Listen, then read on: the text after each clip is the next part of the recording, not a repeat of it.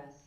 And calling to order the February 2026 meeting of the Federated City Employees Retirement System and Healthcare Trust.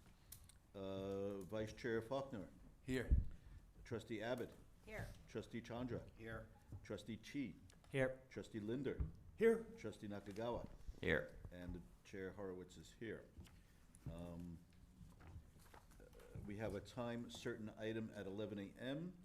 for a service-connected disability hearing, so we will hear that at that time. We do not need to waive sunshine, so we will proceed with the agenda. There is no closed session. Orders of the day. Would anyone care to make any amendments to the orders of the day? So hearing none, do we have a motion to accept orders of the day? So moved, Mr. Chair. Thank you. A motion from Trustee Linder. Do we have a second? I second. That was Trustee Nakagawa, I believe. Yes. Any public discussion? All in favor? We can vote by hand as we're all here. And orders of the day are accepted. At this point, we will take public comments, general comments. Members of the public may comment on items not included on the agenda, provided that the subject matter is within the jurisdiction of the board. Is there anyone present or online who wishes to address us in general comments? We do have a comment, and these comments are limited to 3 minutes, and again restricted to items that are under the subject matter of the board. So, staff, if we can announce the member of the public, we will hear their comment. Chair Horowitz, we have Brad. Mr. Brad, you have 3 minutes. When your time is up, a timer will go off and you will be muted. Okay. Thank you. Please go ahead. Good morning, and thank you, Mr. Chair. Happy Lunar New Year to all the trustees and the staff present. So it's the year of the horse. Hopefully, we're going to have a productive year, and it's not going to be a horse race. So anyway, just wanted to bring to your attention, I received an unsettling letter just recently, and it's a notice of data breach. I don't know if you're familiar with that. I think the two employee representatives are probably familiar with it. But in general, what it says that the City of San Jose is committed to protecting the information we maintain. We are writing to inform you of a data security incident that may have involved some of your information. This notice explains the incidents, measures we have taken, and steps you may take in response. What happened? On January 12th, 2026, we learned that a workforce member lost a USB/thumb drive on January 9, 2026. That contains information regarding current and former employees of the City of San Jose. We immediately launched an investigation and notified law enforcement. What information was involved? Through our investigation, we determined that files within the USB drive may contain your name and social security number, among other things, probably. What's unsettling is, not only did I receive it, and I understand a lot of my fellow retirees also received it, but my adult children received it. So that leads me to believe, and maybe you can clarify, I know you're going to sit there stoically and you won't answer, but if I can get an answer from staff or maybe the CEO about whether or not it was the retirement department workforce member that lost a USB thumb drive. My question is, what is somebody walking around with a USB thumb drive with all this private information? We're supposed to be the capital of Silicon Valley, and it doesn't seem to be very secure to have someone walking around with a thumb drive with all this information on it. So if you can clarify whether or not it was a retirement staff workforce member that had this, or where I can find out where it came from. If it was from the City of San Jose HR department, I don't know. Again, this letter was very vague and did not offer any real specifics. So, and I hope that whoever was involved or what department was involved, they will be held to full accountability for this. This is very, very inconvenient for me because now I'm being told that I need to sign up for, I believe that's time. Let me first of all say, we are aware of this situation and take it extremely seriously. It will be addressed later on today's agenda when our CEO gives a report. And I'm not sure how much more I can say about it. I'm not sure how much more we actually know about it.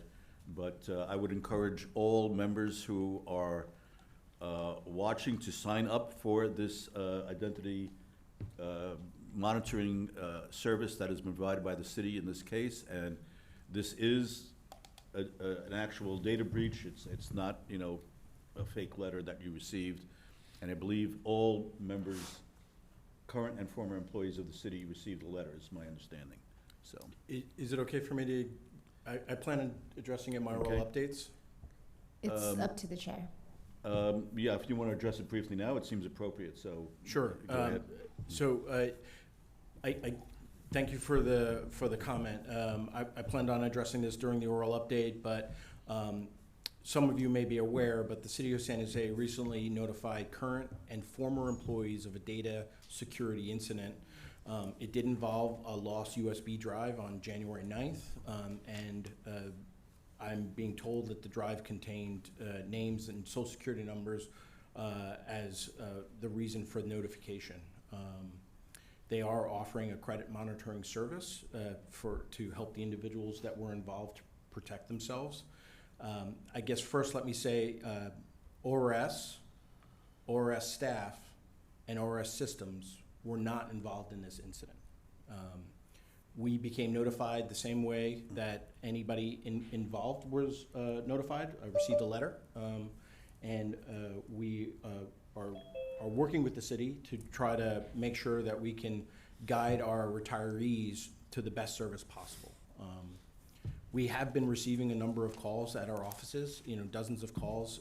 I guess the primary concern was, is this real, right? They want to make sure it's not a scam letter. And then second, of course, concern that how could this happen? So I don't have any additional information than what was provided in the email.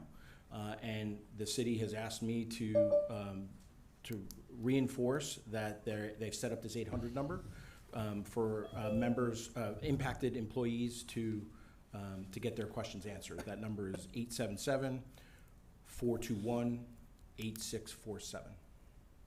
Can you repeat that number, please? Sure. 877-421-8647.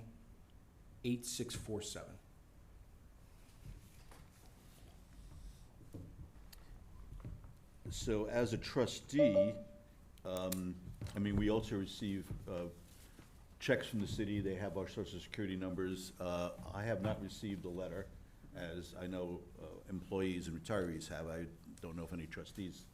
So I would hopefully implore the city to determine whether or not our information was on that thumb drive and whether or not we should need to be alerted as well. I was told that everybody who was impacted had been sent a letter. So if you haven't been sent a letter, it probably means you weren't impacted. I know trustees are paid through a different mechanism than employees.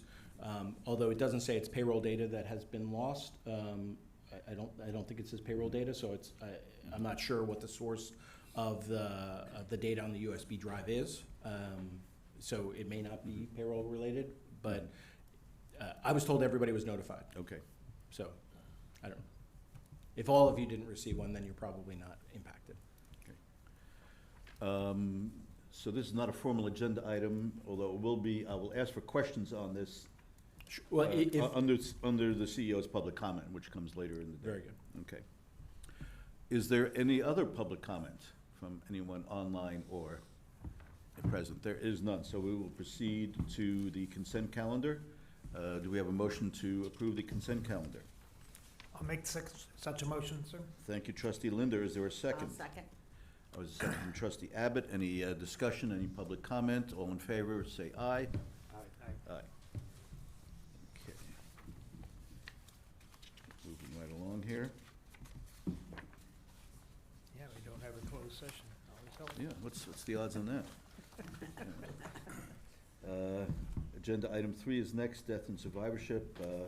We'll observe a moment of silence for those who have served the city and who have passed.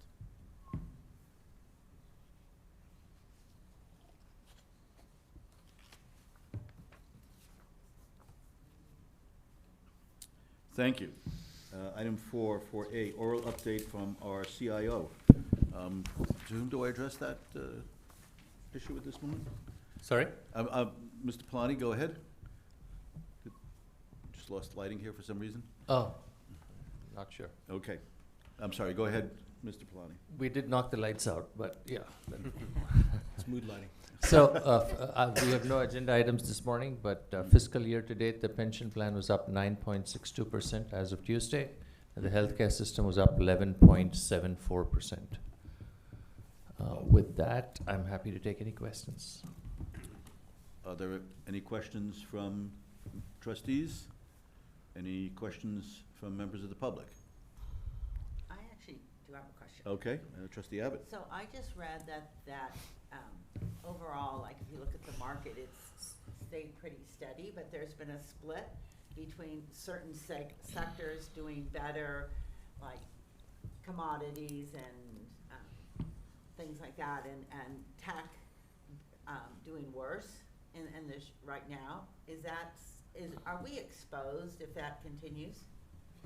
No, we are not. I mean, it's true, there's been a rotation out of tech and into some other sectors, like industrials, for example, have benefited. Some old world sectors have benefited. But we run fairly diversified portfolios. Our managers run fairly diversified portfolios. One of the reasons why we've done so well, actually, in the last month, I actually asked Makita to double check the numbers, is our exposure to non-US stocks, right? So those who had exposure strictly to the US and Mag 7 alone, of course, did really well for many years, but this is the benefit of having a highly diversified portfolio. So we don't have any sector-focused strategies, so a lot of it is just benchmarked to broad-based benchmarks, and we give our managers a lot of leeway. And we also make sure that we don't take any particular style bets like value or growth. Thank you. Great. The advantages of diversification are certainly coming through this year. It looks like another great year. How many months until June 30th? We have.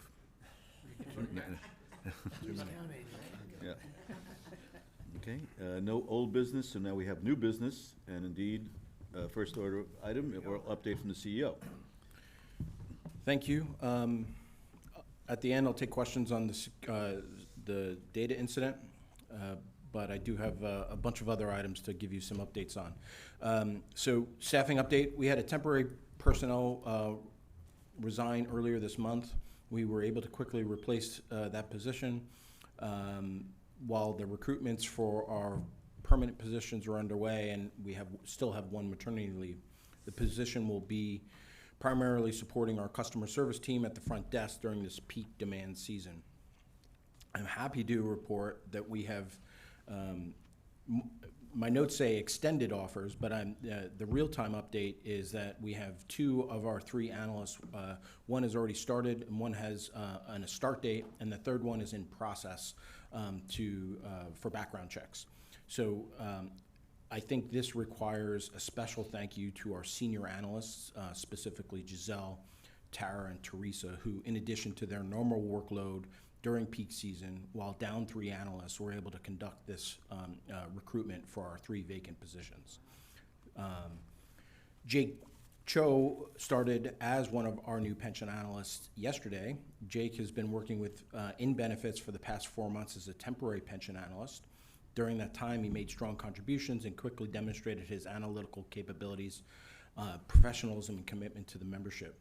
Jake holds a bachelor's degree in applied mathematics from San José State University and a master's degree in analytics from the Georgia Institute of Technology. He brings valuable experience from his prior roles as an actuarial intern and data science intern. We expect our other 2 candidates will have start dates in March.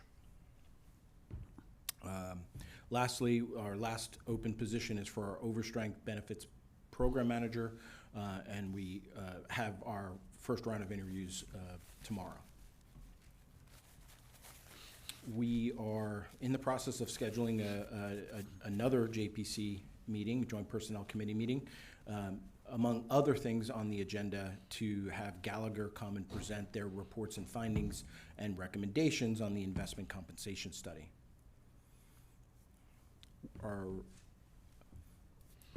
We have, from procurements and contracts, we have finalized the contract with ExamWorks, and that contract has been signed, and we're working through the administrative process. We'll restart appointments with them shortly.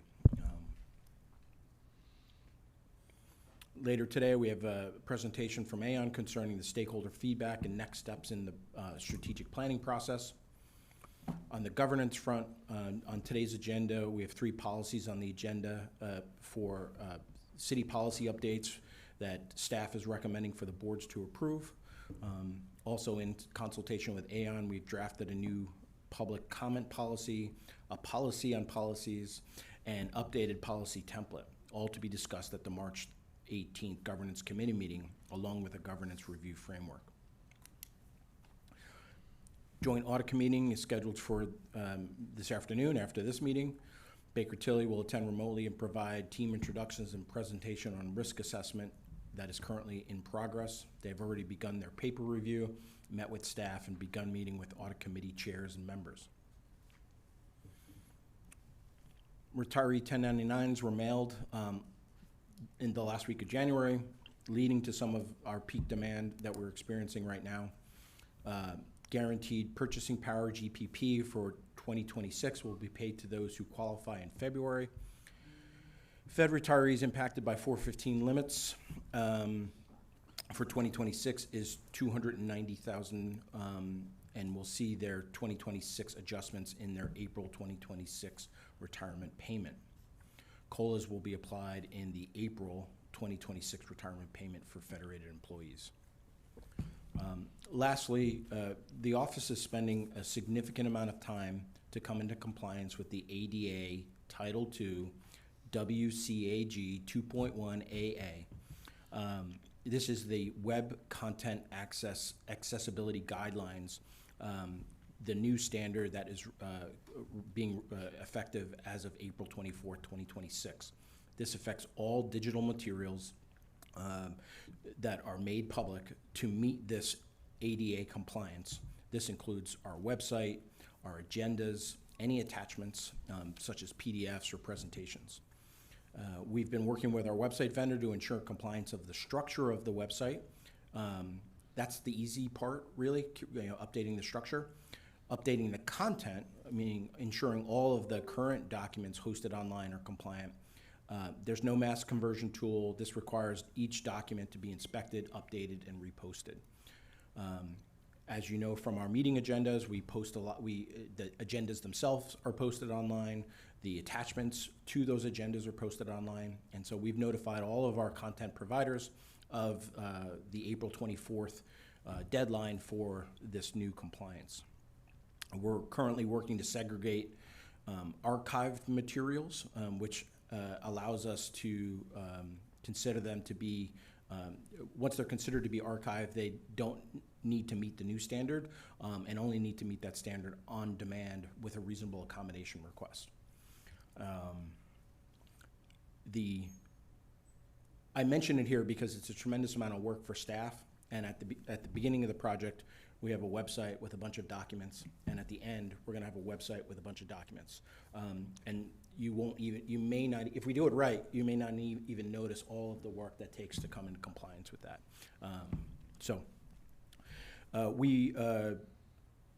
The admin team is starting to scan documents as they come in for the meetings, right? We get a lot of documents that come in that are out of our control, and we're starting this process now to work with the vendors that create any of the reports or presentations, such as Aon, who's been a good partner. But anybody who's working with pension funds and pension funds in California, they should be well aware of this new compliance requirement and updating their process accordingly.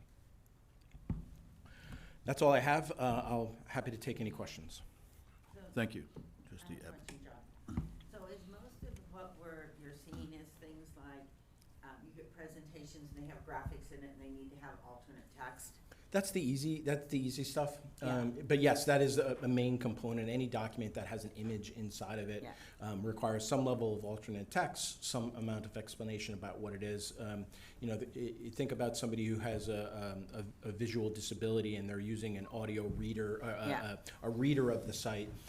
We want to be able to make it so that they can move through the website efficiently and make sure they can move through the documents efficiently. Right. The other bigger piece that is more complicated is table structures within a document also create complexities for these readers because they have to navigate the rows and the columns. So, you know, if you think about our ACFR as an example, Yeah. you know, it's a very complex document that has a lot of complex information, but yet still needs to be compliant.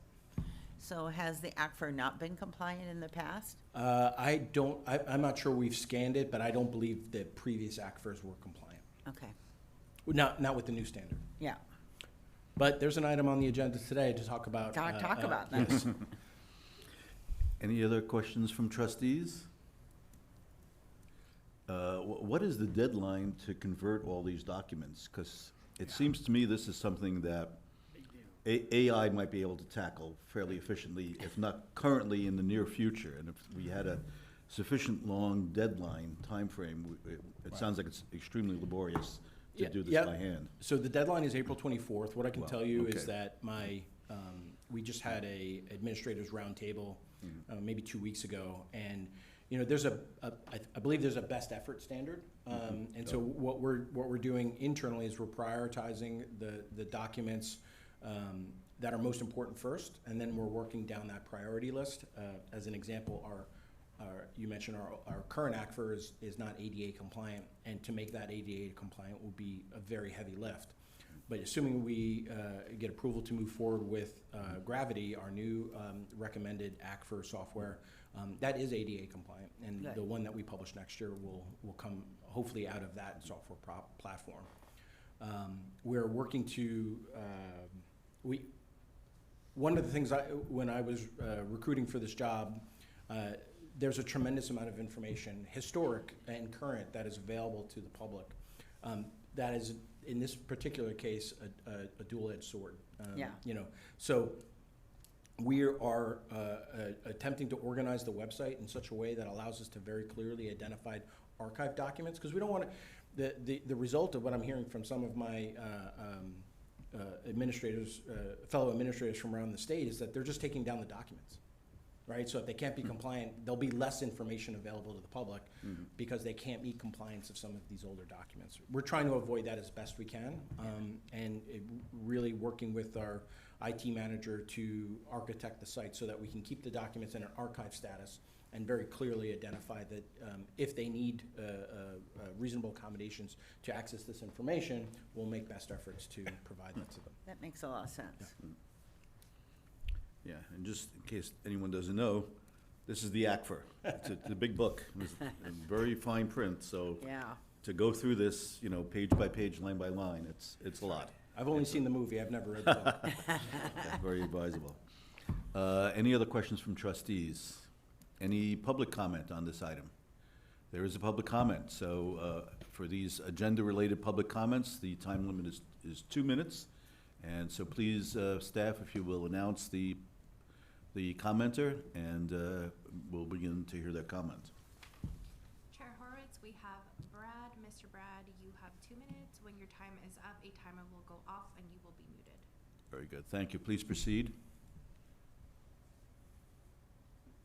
Okay, so I guess I'm not allowed to unmute myself, but anyway, I did have my hand up during the CIO's presentation. Obviously you didn't see it, but I noticed Mr. Polani is still giving the report, so I'm just wondering where that search process is going, and I guess there's gonna be a report later on with the Personnel Committee, I assume, but you don't like to assume a lot of things, so I'm just kinda wondering where we are in that process. And of course, as you know, as I've expressed many times, I don't agree with having a chief investment officer position.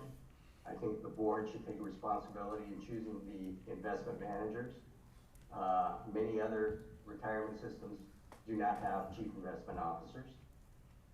And I'll leave it with that. I'll probably only have a minute left. I just wanted to mention with regard to, before it was cut off in the beginning, hopefully someone will be held accountable for this security breach. And I hope that maybe Mr. Chair and the rest of the board consider starting the retirement board meetings at 9 a.m.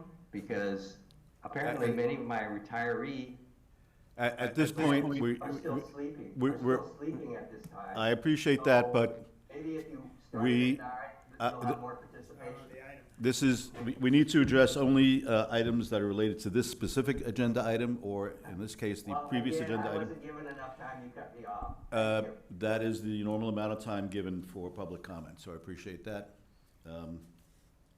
We have considered that, and it's more convenient for us to meet at Please start 8:30. 9 a.m. Thank you. Okay. Is there any other public comment on this agenda item? There is no public comment. All right, we can proceed to the next item, 5B, which is oral update from our City Council Liaison, Vice Chair Foley. Good morning, everyone. Good morning. I know you had a little bit better traffic because there are no schools in session. Next week, I think it will go back to the way it was, sadly. Just a couple of things. We are beginning contracting negotiations with all of our federated employee groups. Our contract is at the end of its 3-year term, and so we're starting those negotiations now. There'll be a discussion at council, starting the discussion next week at the council meeting. We are also starting the budget process, as I explained last month, and probably will continue until we adopt a budget. The mayor issues a March budget statement in March, obviously, because it's called the Mayor's March budget. And that will include his high-reaching or his high vision for what he sees going forward with the city and funding. Just a reminder, we are facing a 55 to 65 million budget deficit, and that our normal budget stabilization fund that we have that sometimes we use to backfill reserves and other funds has dwindled quite dramatically and is not really going to be available for any offsets this year. So I'm part of the mayor's budget discussion group that's able to offer input to him on the priorities that we'd like to see. Really what we're looking at is retaining the services that are important to our community, our core services. Public safety is usually rated fairly highly. Also, we want to make sure that we avoid any layoffs as much as possible because it's our employees who provide the services to our residents, and we want to make sure that our employees are taken care of and are still with us. But it's a tough time. I know all departments have been asked to offer reductions on their budgets, and that actually includes the city council. Each city council office and the mayor's office will be asked to reduce their budgets as well. So it's not a good budget time. This is my last budget for my term as city council, and leaving in a negative budget isn't the most exciting thing to do. It's really quite stressful. You've also probably heard that the mayor is running for governor. Can't get into politics here, but what I will say is that as his vice mayor, that does mean that I have increased responsibilities as he is traveling around the state.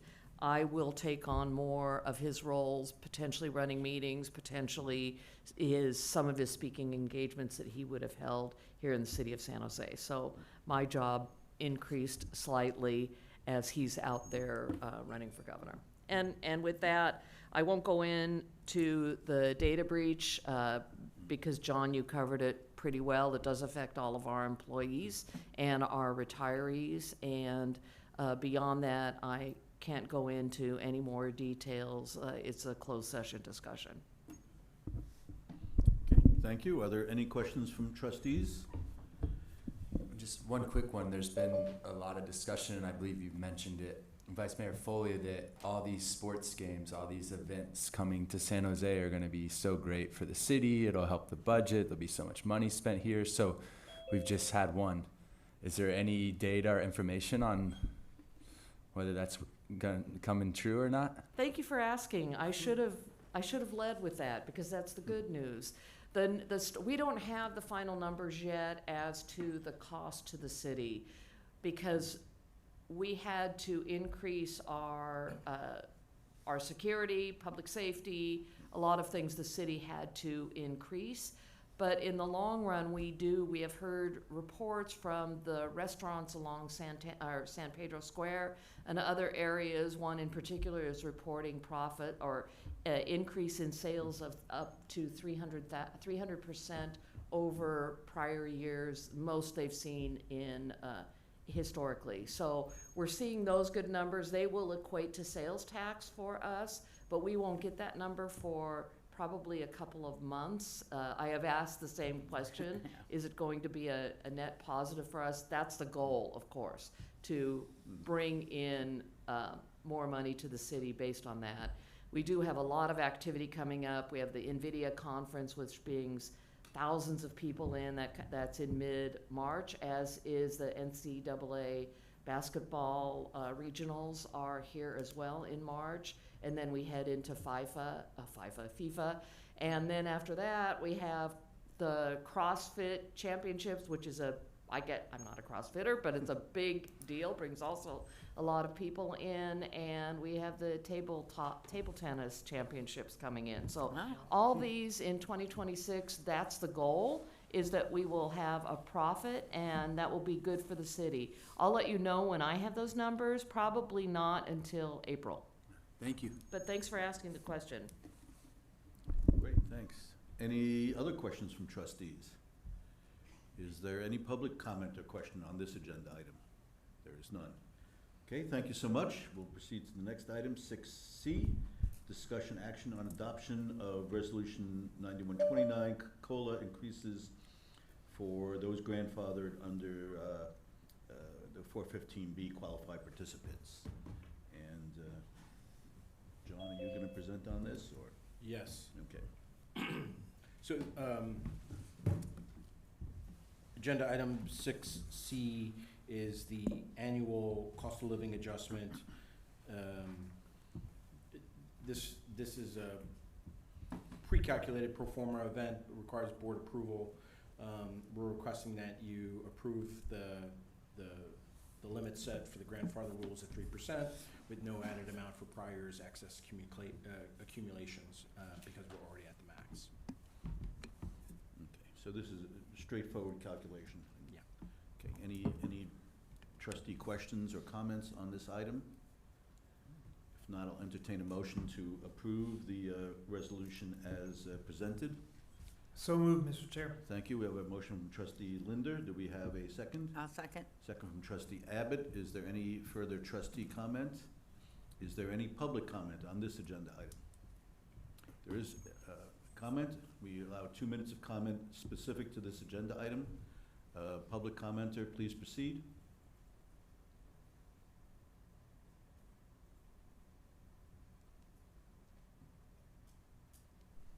Chair Horowitz, we have Brad and Mr. Brad. Are you referring to me?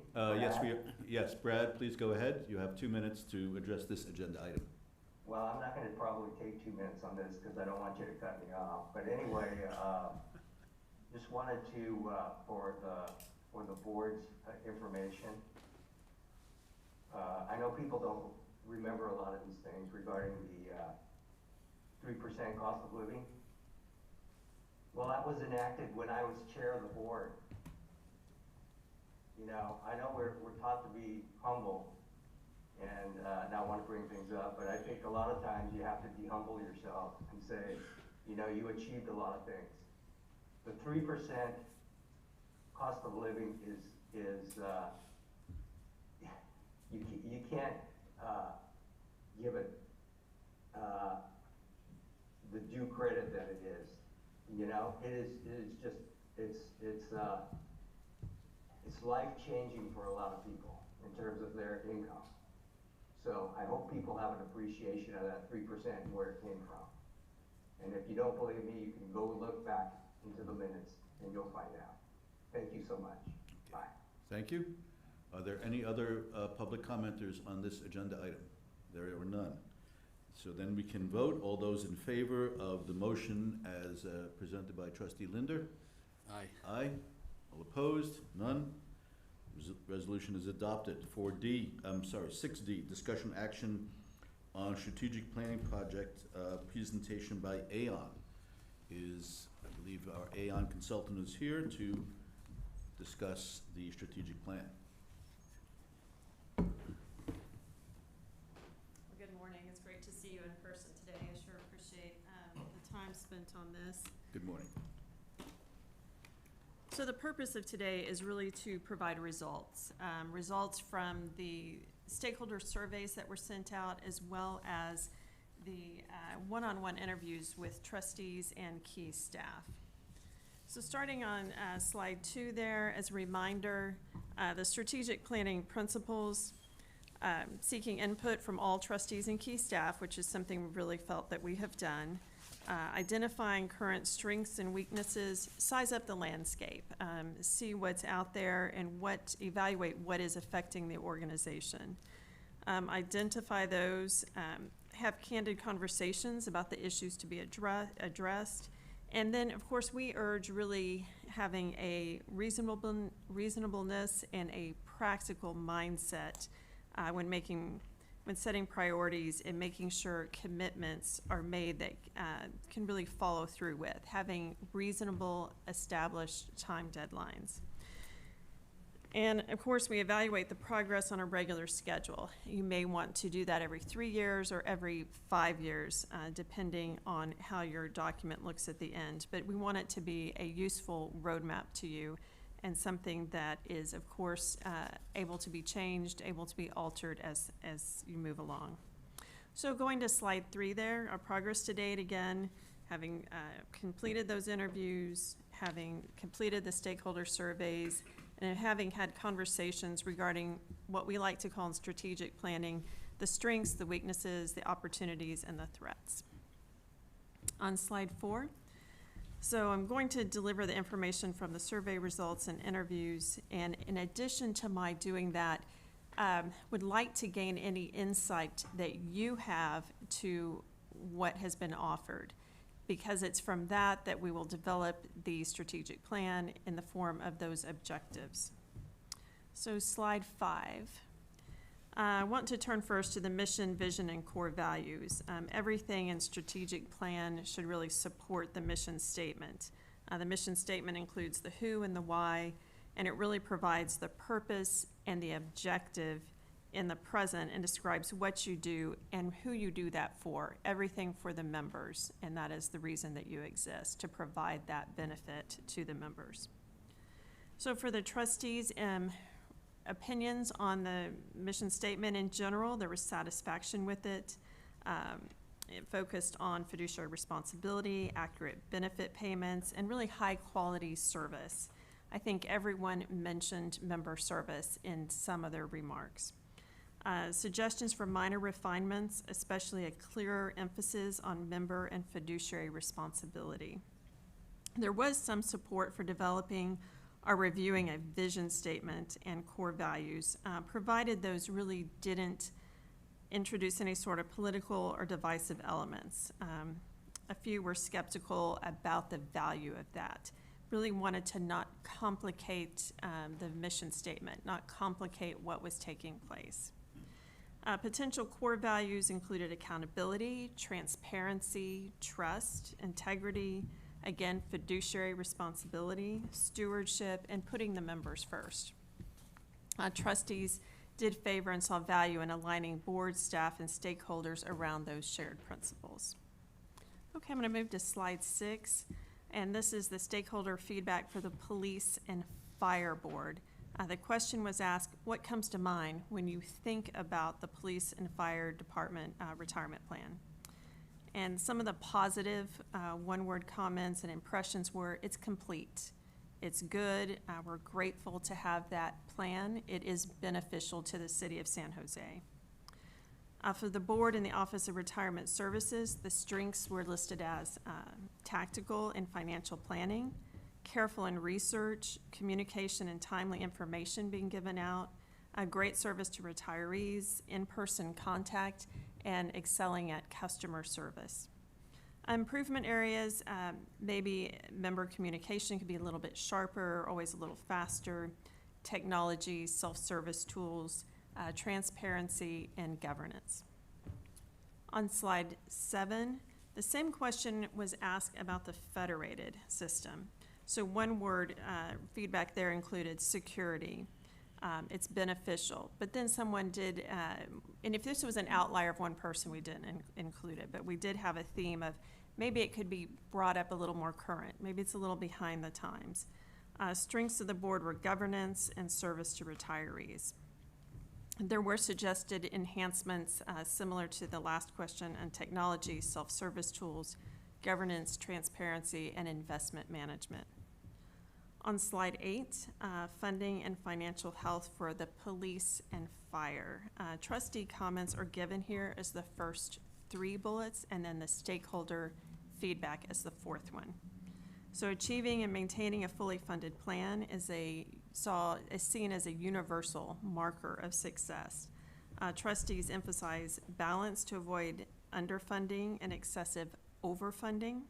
There was a heightened attention to, or there should be a heightened attention to external risk, financial markets, geopolitical factors, city politics, and prudent asset allocation. From the stakeholder standpoint, there was a belief that the top priorities should be to grow the fund with the need to maintain and improve financial security and that stability. On slide 9, funding and financial health was asked for the Federated. Tremendous emphasis on achieving a higher funded ratio, targeting 80% or above, and eliminating unfunded liabilities. Those were seen as the top priorities. External pressures, including market volatility, political factors, and potential changes in pension plan structure. For instance, defined contribution or conversions to new employees taking a DC, tiered membership, crypto, private equity pressures, all of that was brought in. From a stakeholder standpoint, there were comments regarding the asset allocation and return being an ongoing issue, with the stated need for setting a steady course rather than any sort of knee-jerk reaction to the markets or geopolitical events. And again, the top priority was progress toward 100% funding. On slide 10, member stakeholder communication was asked for the police and fire, and there was a strong inclination for enhanced communication there. Stakeholders felt there needed to be clear information regarding healthcare, medical plans, and really strengthen the protocols for timely, respectful communication with the Retirees Association, especially in the event of the loss of a member. On slide 11, same question for the Federated. Trustees advocated for proactive communication and regular member surveys, finding out what is needed by the members. What are their thoughts? What are their concerns? Stakeholders indicated a request for more member direct communications. Quarterly newsletters, ad hoc communications are okay, but they really felt like there could be some enhancements there, perhaps including pictures, brief bios of staff, so that they would know who they're speaking with, either in advance or if it was by phone. On slide 12, member service was asked for police and fire, and there was a willingness to pursue improved member experiences, including timely responses. Stakeholders felt that the disability processing could be improved slightly on the timeliness. Mental health assistance programs were on everyone's mind. Inner care responsiveness, that refers, I believe, to disability, and having a general dissatisfaction with some of the online processes used by members. On slide 13, on member service for the Federated, trustees felt there was a high communication satisfaction, felt like that was a key success metric. And for the stakeholders, revitalization and aggressive marketing in the form of the choices classes to better inform employees about the retirement benefits and about retirement planning. A need for those that are being hired or those that are employed to understand what that benefit is that they have. And the suggestion was given to add another class for newer employees to market the value of the pension and to hopefully assist with employee retention. On slide 14, these questions were asked regarding the ORS staff. So just to make sure I'm not misleading anyone, when it says ORS staff at the top, that's not their comments. It was asked regarding ORS staff. So successful hiring and onboarding of a high-quality CIO was seen as critical by trustees. Concerns about leadership transitions and how those impact investment performance and staff morale. Everyone wants to see a smooth transition and a successful one that maintains that stability. Retention and competitive compensation for investment staff, they thought were priorities. And there was a call for streamlined staff recruitment. So succession planning, I think, kind of is the common theme through all of this. Smooth transition for the key roles, especially CIO and CEO. Stakeholder feedback indicated the need to increase staff and ensure ORS employees are appropriately trained. There was some additional feedback revolving around pay for investment staff. On slide 15, stakeholder relationships, city relations and political dynamics. There was thought to be an ongoing tension and the need for better collaboration with the city. And that would be especially regarding funding, independence, and governance.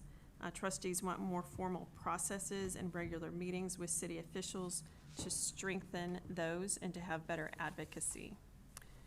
Regarding independence, there was some anxiety about potential changes to board independence, especially if the city or legal changes were made, altering any current structures. There's an emphasis on negotiating calmly and in good faith to avoid any sort of adversarial dynamics, really engaging in collaborative negotiations, work toward mutually constructive solutions. Stakeholders indicated a concern regarding federal government's national debt, so they took it to a little bit different level. Their need for additional revenue and how they might tap into the tax favored status of retirement plans. On slide 16, this concerns technology. The first three bullets here from trustees. There was a consensus on a need for a technology-driven service improvement, such as upgrading the website, the member portal, automating processes, and leveraging AI for efficiency. Cybersecurity is a shared concern by everyone. There were calls for more internal expertise and education for managers. Education on cyber events, both for your vendors, for the staff, and for the members. Better self-help tools and more efficient systems were seen as essential. Stakeholder survey feedback indicated external concerns regarding cyber hacks, cyber intrusions, and ORS looking at scam emails and a need to focus on improving that cybersecurity. So a lot of alignment on those concerns. On slide 17, board governance. This was feedback given by all trustees, not stakeholders here. Trustee education and materials, the request for more digestible materials, executive summaries, glossaries, anything to support trustee education, maybe little glossary summaries of what certain terms mean, and an easy way to look those up during a presentation when perhaps you don't want to raise your hand and ask. Education and training, ongoing fiduciary education, education on benefit administration, and networking with other boards are recurring suggestions. The operational challenges due to the two-board structure, there were several suggestions to include more joint meetings between the two boards, between Federated and Police and Fire. Board dynamics issues included trustee turnover, need for more training again, especially the focus was on the fiduciary duties. What does it mean to be a fiduciary and sit on this board? What is important? And the risk of the board being too in the weeds or divided. There was a call for clearer roles, better delegation, and more effective governance. Board cohesion, emphasis was on the need for unity, clear communication, and really the recognition of differing styles. Appreciating when somebody says something but perhaps doesn't deliver it in the way you think is best. Governance modernization, trustees want more structured goal setting, regular policy reviews, more board practices that are modernized, and there's an interest in benchmarking against peer systems and learning from best practices. On slide 18, so where does this leave us? Next steps. Using this information and any comments you have today, the plan is to collaborate with staff, where we sit down and talk to John, to talk to other key staff, and develop recommended key themes and goals for the board's consideration. Then those will be brought back at the March meeting, and that would be for your approval. And ultimately, those would be developed into objectives that would form the strategic plan. And also, we would look at action steps. The action plan puts it all together. It sets forth really the time, the talent, the budget that would be allocated to meet those goals and objectives. And then ultimately, beyond that, and that's especially for staff, is to have kind of a work plan for how this is all going to be implemented. So it may seem we're plodding along a little bit and being too deliberative, but I think putting all the information out there in one meeting and creating the strategic plan all at once is a little too much. So we come back in March, and that is where you would approve those. And that concludes my remarks. Thank you. Great, thank you. A lot to consider there. I imagine many of us have questions. I know I do. But first, let me just ask an initial clarifying question is, can you remind us who exactly was surveyed to produce these comments and results? Right. John, do you have that in front of you? Those were approved, and you can go right Sure, ahead. I don't have the list, but we surveyed senior staff, we surveyed each of the boards, we surveyed our consultants, our primary consultants, we surveyed our council member liaisons, and we also sent out surveys to our retirement boards, our two retirement organizations, and all of the active unions, and some city administration. At the director level in finance, I think we might have gone to the deputy director level. And do we have any comment on what was the response rate? Do we have maybe a different? I think we've stated previously that we had hoped for better responses. I don't have the numbers in front of me. I can have that to you by the end of the meeting. I don't have it right here, but all I have to do is go back and look at my prior report to this board, and I can pull that up. Okay, great.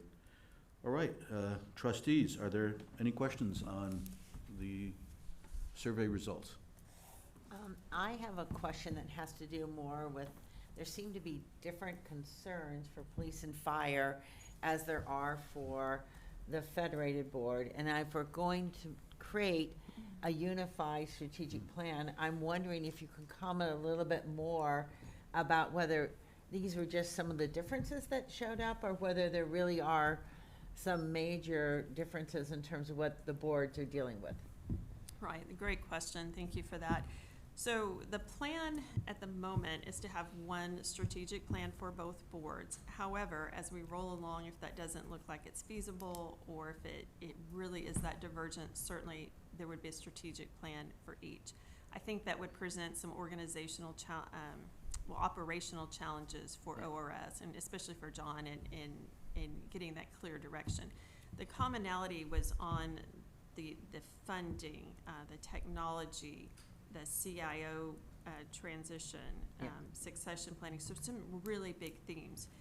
Once those are put in place, if there was one plan, there would certainly be an opportunity then with, as we look at the action steps, to have that completely diverge, so that the uniqueness and maybe, police and fire is much more concerned with that disability, with recruitment aspect. Those certainly can be highlighted. There can be two different action plans at that point, and they can highlight that more for their board and likewise for the Federated. So that's, I don't want to say that's what we're anticipating, but certainly that's all on the table to be considered. Yeah. And I'm wondering how many, and thank you for that, I'm wondering how many, when the comment came back about more communication to stakeholders, to retirees, I guess, presumably. Were there very many people surveyed that were actually part of that? Was it mostly, it sounded like it was mostly the representatives, the unions, that were saying that? Or was it, were there actually retirees that were surveyed? Those comments probably came from the retirement associations. Okay. So both on the SJREA and the police and fire side. Based on what they've heard from retirees? But having said that, there were executive level comments as well, because I think it was really related to recruitment or making sure people understood what they had as a benefit. So I wouldn't say it was just siloed to those groups, no. Okay. Okay. So in terms of supporting the city's recruitment efforts, right, one of the things the city does is provide this great benefit in terms of the retirement program. Right. Helping the city in their marketing efforts. Right. To understand, putting together maybe some cheat sheets or communications around the value of a pension fund or potential value to pension fund, retirement plans are put in place for various reasons. One of them is to help create longevity of their staff, Yeah. right? And incent them to stay Yeah. for long periods of time. So kind of maybe working with them and the communications department for the city to help them better market their value. Yeah, yeah. So I know we'll probably talk about this later, but in terms of priority, would be interested to hear in the future kind of, more communications to workers, more, better website, some of the things you have to do in terms of more, quarterly communications. It'd be interesting to find out sort of where in the hierarchy that might fit, because I know that all take time and resources. Sure. So we have two agenda items today to extend our current communication contracts with our two current providers. One is one we use for mainly providing content for our quarterly newsletters. Mm-hmm. Also there for emergency or crisis communications as needed. Yeah. And then the other one is really more social media, focusing on our Twitter and Facebook posts. Yeah.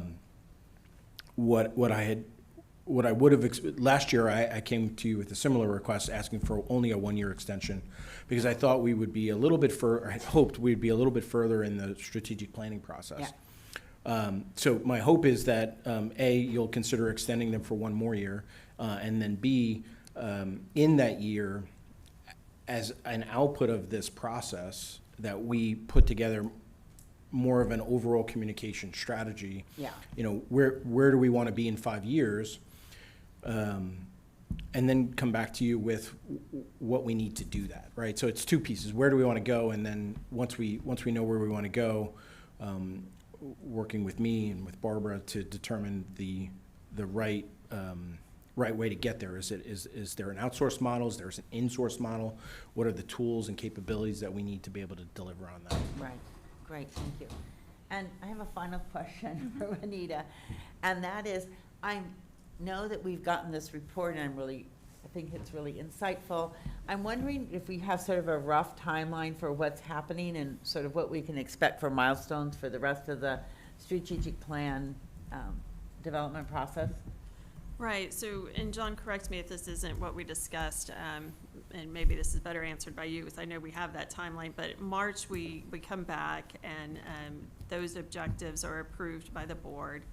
And then I think it would be shortly after that, depending on how everyone's spring break and how, if there's any delays with that, April, where we meet and come up with the timelines and the budget, and then hopefully have it all put together. I think we had said May, is that correct? Well, It was a little bit later. And, the overshadowing of all this is if you bring in a new person at the executive level, this new CIO, how much, are we going to need to redo some things? So perhaps that's something you should stay a little flexible on as well. So I think the objective for March is 100% spot on, bringing back the pillars, the objectives that the board that we want the boards to approve or consider for approval. Then the goal is for the administration to go away and put together the action plan, right? You've set the strategic objective. Now, what do we feel we need to do and have in order to be able to achieve those objectives? That's kind of the bigger plan, and to hope to bring that before June. But then there's an annual reoccurring process that needs to happen. It's that I think is almost it's a piece that's missing in my mind on the CIO performance evaluation process, where we are going to set an annual objective for the organization that we are going to agree to, and then we go and operate on that. And so trying to set that at the end of the fiscal year, the beginning of the fiscal year, somewhere, June, July, we execute that through the next 12 months, and then we come back the next June, July, and say, how did we do on our objectives for the year, our goals for the year, and what goals are we setting for next year? And then that ties right into the annual performance evaluation process, both for the CEO, but then also for the senior staff and the staff below them, right? Everything should be kind of driven from that top strategic plan across all of our individual objectives. Yeah, thank you. Any other questions from trustees? One quick one. So thank you, Benita, for the overview here. So all this information is stuff that is gathered from a survey from one of us or someone affiliated with ORS or a retiree member. This probably isn't your first rodeo. So what's missing? Is there anything that you feel that we've overlooked in the space of providing feedback? I don't think so.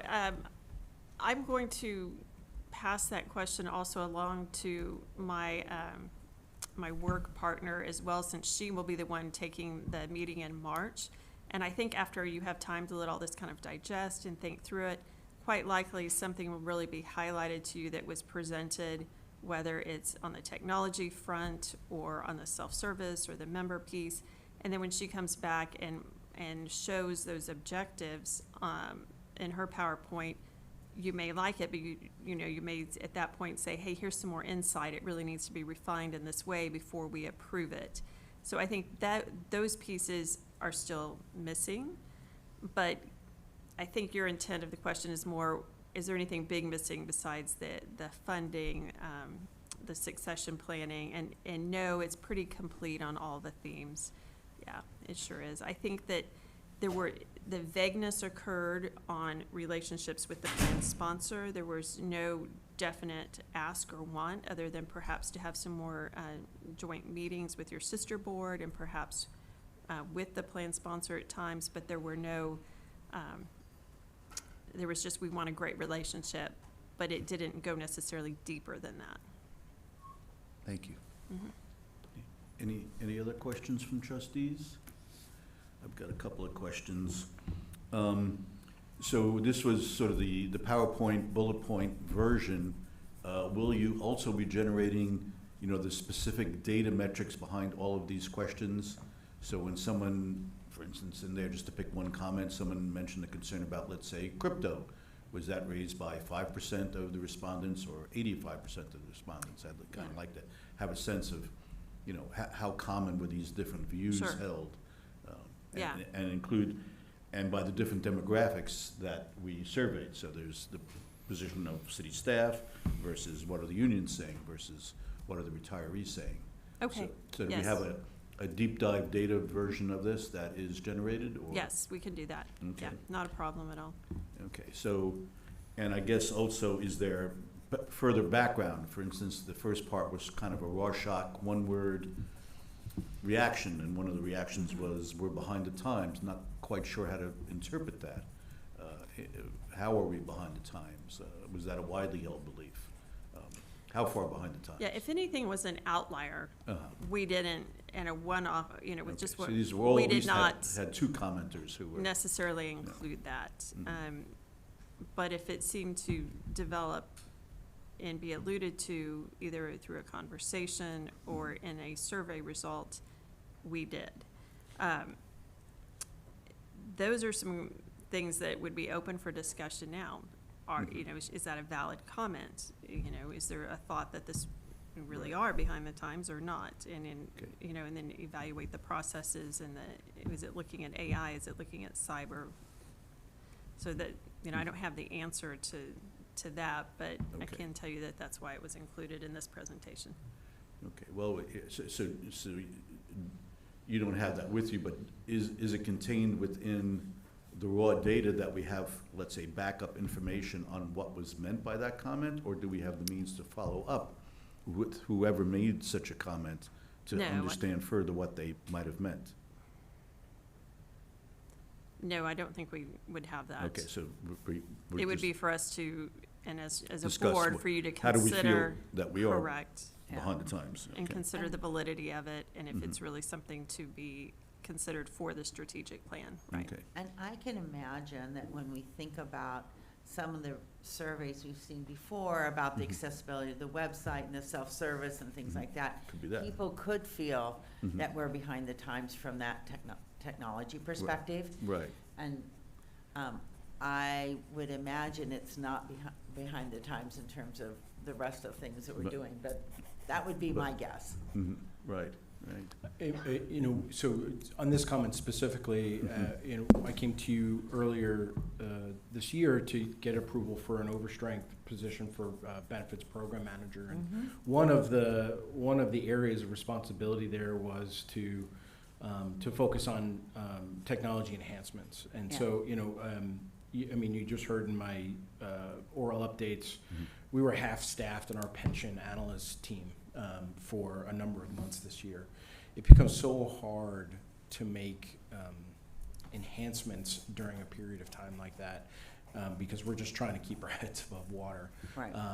And so, you know, bringing in this additional position, which is a management level position, so that there can be an additional focus that is not just providing today's membership service, but how do we provide, you know, tomorrow's membership service? Yeah. I mean, luckily we have a platform with Pension Gold and Member Direct that does support all of this already. Right. But it does require significant, you know, once you're going to take it out of the hands of a pension expert Yeah. and put it in the hands of somebody who may not know what they're doing, we have to draw those lines very carefully, right? Yeah. I mean, changing a beneficiary, that's a great opportunity to make it self-service. Right. Going through a full retirement without talking to a retirement counselor, it's possible, but it's probably not something I would recommend. We definitely feel it too, and we're trying to actively, I'll just say, inch towards that. Yeah. But we need to make sure we're also providing the service to the members that are that are retiring today. And you know, we're getting close from a staffing standpoint. Take some time for those staff to come up to speed and mature, so that Sandra's not here she's probably listening, but if I told her I needed to take her best senior analyst and make them a modernization person, she would probably retire early than she's already planning. Yeah. And so, you know, we have to find that right balance, because I also don't think that the right answer is to hide behind the fact that we can't do it, right? Yeah. We need to create capacity in the organization to not just serve the members, but also to focus on these enhancement areas Right. that we want to focus on. Right. And just maybe follow up and extend on Vice Chair Faulkner's comment. This is not being your first rodeo. Do we benchmark, or can we benchmark these results against what other plans and how we look compared to the universe of public pension plans? Absolutely, and not only is that a good idea, it's part of your fiduciary duty in some regard to look and see what other peer groups are doing. And you are unique, of course, with the two boards, but there are other California county systems that resemble you fairly closely, and we can bring back not necessarily precise benchmarking data, but we can bring information back on their strategic planning, things that have been important there, and I think that's very helpful. Okay, thank you. Something that did strike me, there's a lot of very interesting information, so we do appreciate you undertaking this endeavor.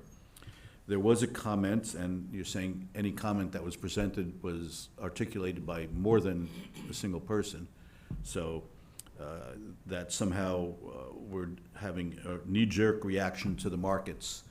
And the facts are, we last made a major change to our asset allocation in 2020, 6 years ago, and since then have either zero or rather extremely minor changes to the asset allocation.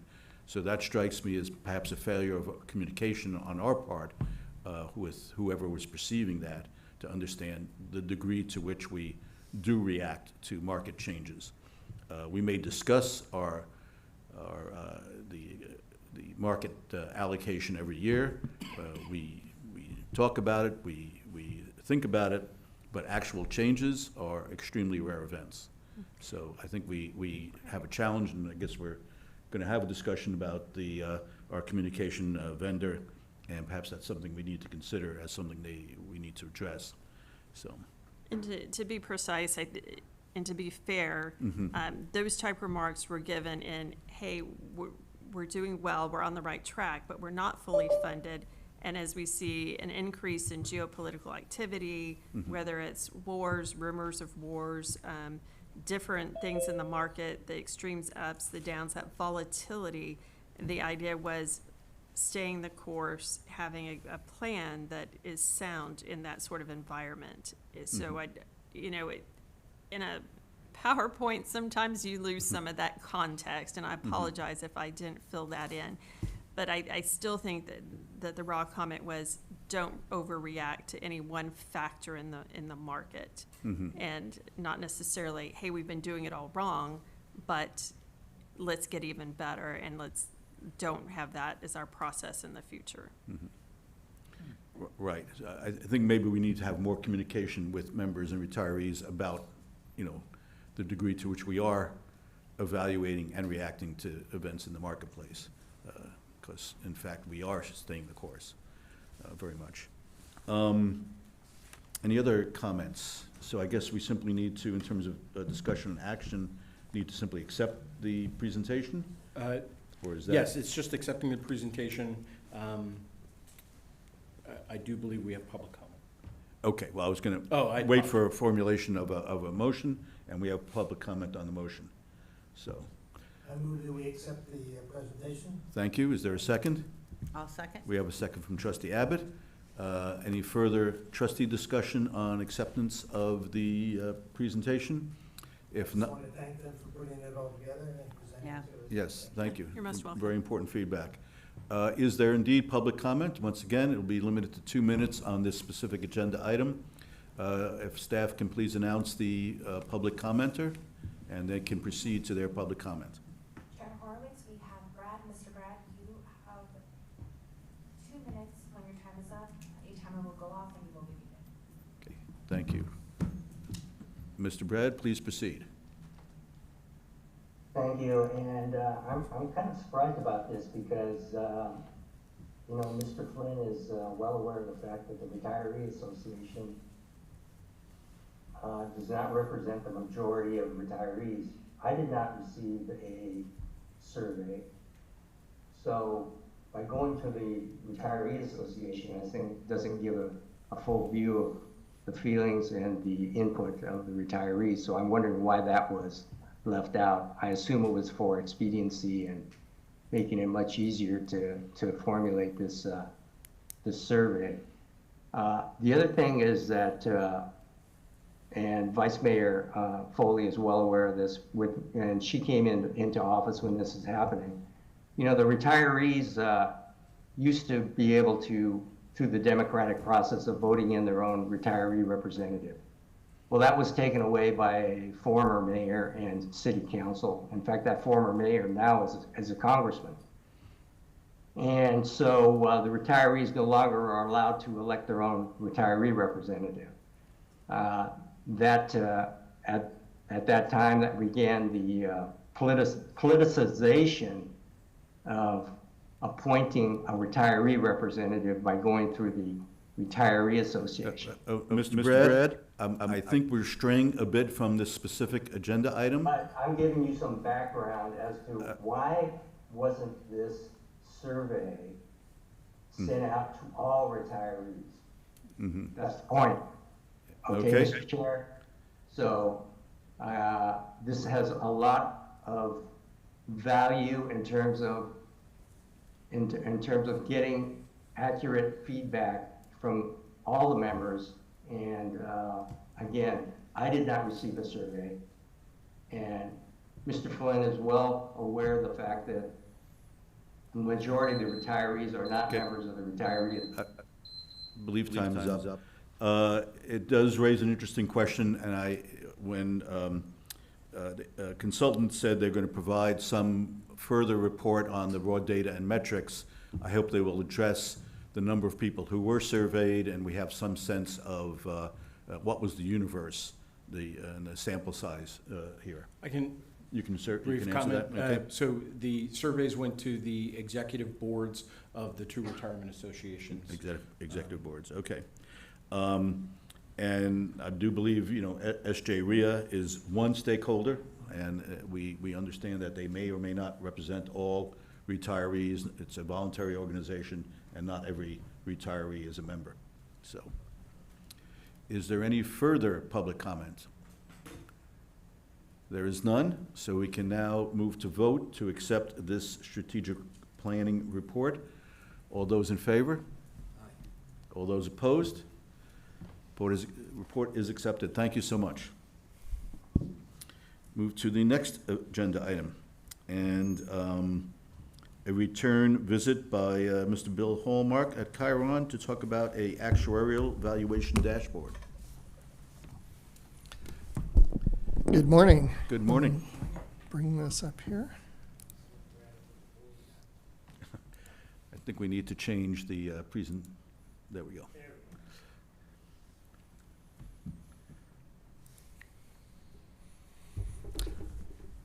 Okay.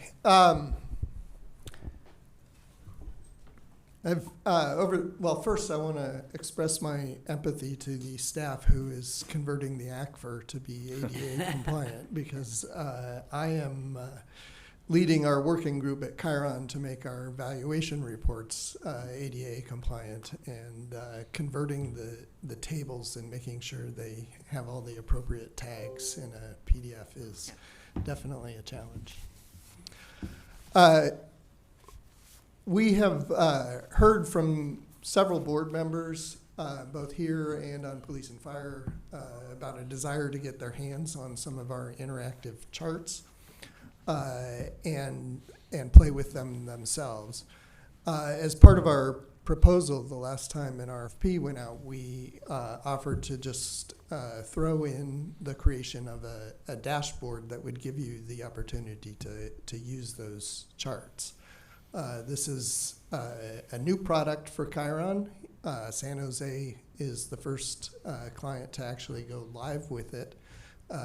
So that's why it was put together in this way. So today I wanted to just kind of walk you through what we have put together, get any feedback you have on it. But I think the main discussion item for the board is over access to it and how the access to it should be handled.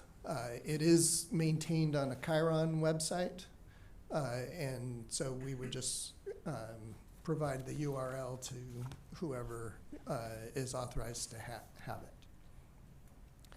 So now, if I can get my Zoom controls out of the way.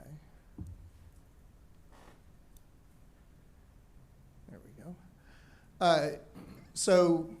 There's a brief menu at the top here that shows you the different pages that we've set up.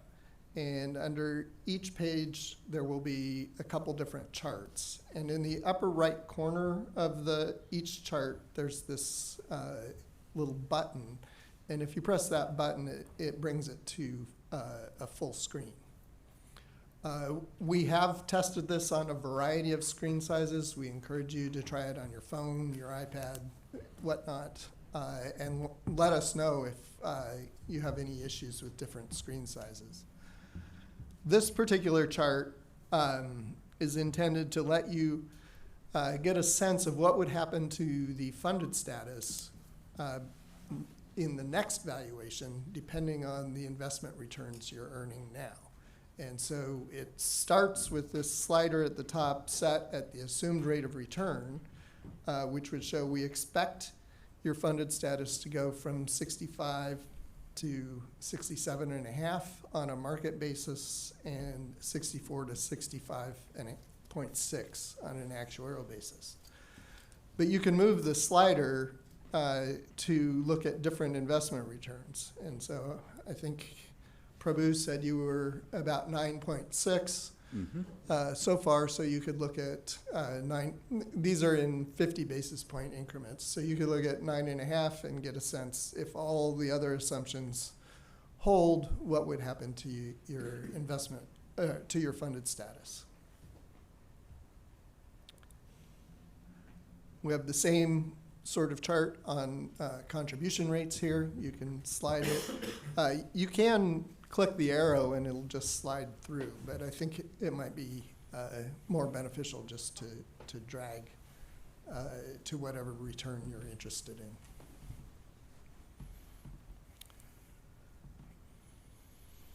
We have some membership charts so that you can get into what your data is. And I wanted to also illustrate some of the general functions on these charts.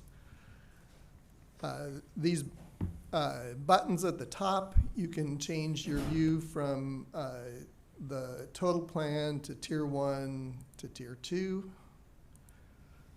Also, in general, the legends, you can click the legend to turn an item on or off. So, for example, if you just wanted to look at the active employees, you could turn all those things off and just look at that portion. The other general rule is you can hover over an item and it will bring up some sort of pop-up that gives you the underlying data here. And so those pop-ups, some of them are more elaborate than others. Some of them just give you some very basic information. The chart on the right looks at the member age distribution, and you can choose the year. So comparing, I'll just jump all the way to 2016. You can see how the population of the plan has changed.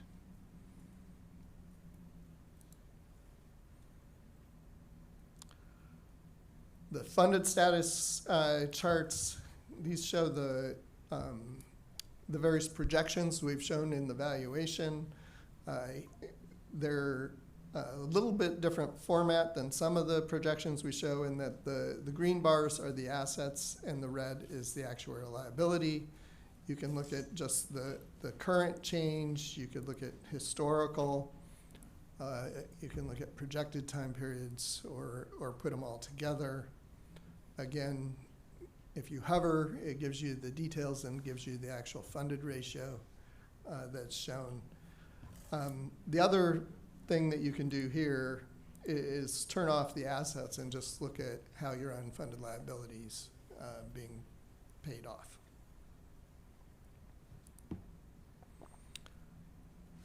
We show the changes in UAL chart every year as a part of the valuation. You can look at the individual years or the 10-year total. And then we have some similar charts for contributions, looking at either rates or dollar amounts in the top two. It's very similar to the funded status charts, same structure, showing the prior year's projection and the different options there. At the bottom, we have the amortization payment layers. So we've talked about this periodically, and there's this big payment layer from the 2009 period where we set the initial amortization of the UAL. So this gives you a little bit more insight into the changes in the contributions if you look at how those patterns change. Then, as part of our valuation presentation, we do some deterministic scenarios. And so we've just got those in here so you can look at what happens to the system in these different scenarios. Again, you can turn different things on or off. And here, if you hover, it gives you what the numbers were in the baseline scenario and what they are in that particular scenario, so you can see the comparison between the two. We also have the stochastic projection chart down here, and you can look at tier 1 or tier 2. And then the last button is just giving you a window into our survey tools that are on our main website. There's on the left is the survey of public plans based largely on the database that Boston College maintains. San Jose is not currently in it, but I understand John has been leaning on them to add San Jose, but I would say even if he's unsuccessful getting them to add San Jose, we are adding an addition to put our larger Chiron clients into the tool. And so San Jose will be added, probably later this spring, maybe by the summer. But you can check various measures there. And then on the right-hand side, we have a more limited set of measures for the California systems. So we maintain a database on 39 California systems, and so there's information there so you can look at those comparisons. The one thing I'd say about these, just to be aware if you're using them, when you click on a visualization or metric, it opens a new window in your browser, and so you'll have to go back to the menu by changing and going back to a different window. So with that, any questions, thoughts, comments? Thank you. Trustee Nakagawa. Yes, thanks, Bill, for putting that together. That is really amazing, actually. I have a question.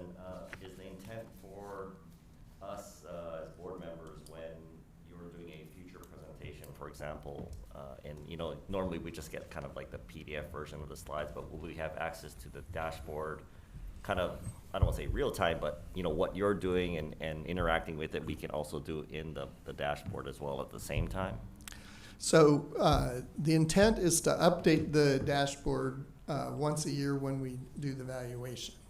I don't, having not gone through the process yet, and knowing sort of the timing constraints getting the valuation presentations done, I would expect that the update will follow shortly after our presentation. But it'll be then available to you throughout the year. I think part of our idea is that it gives you a chance, a reference to go back to at other times during the year, and so you don't have to just look at this when we're here to present it. You can look at it and engage with it whenever.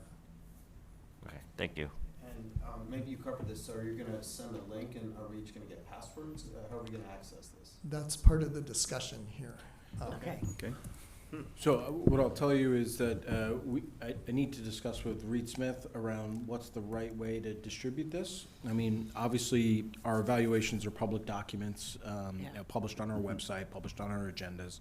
We just want to make sure that we're not giving an avenue for outside discussions on the topic, but the initial thought was Bill shared the information internally with ORS staff. We gave minor feedback. Then we're going to provide it to a through a non-public link for trustees, and there'll be representations of the information presented today.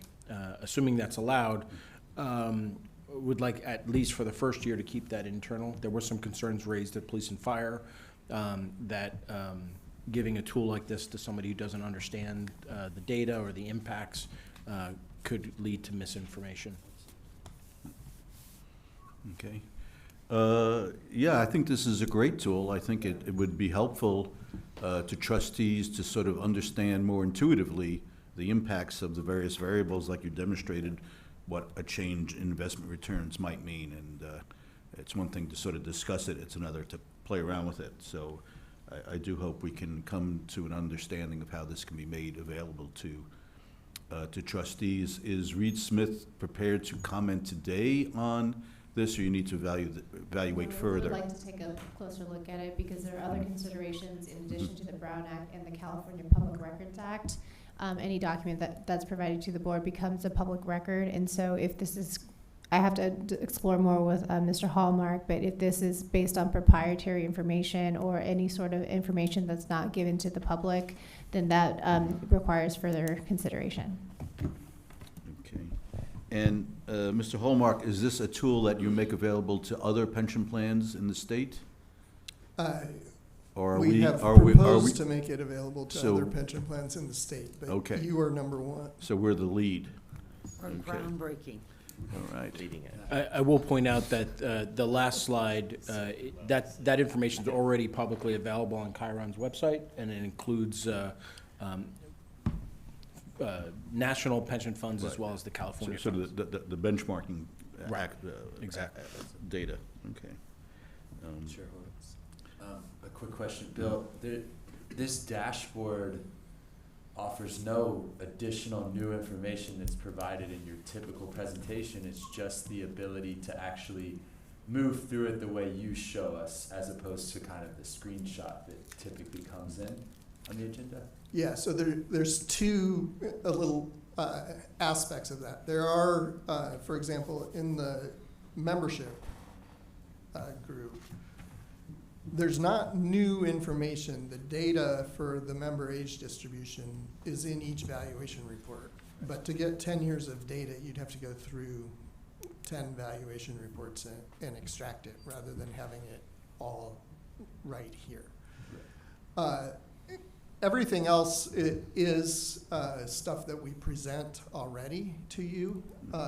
The one exception is this set of visualizations where you can just change the investment return. So that is,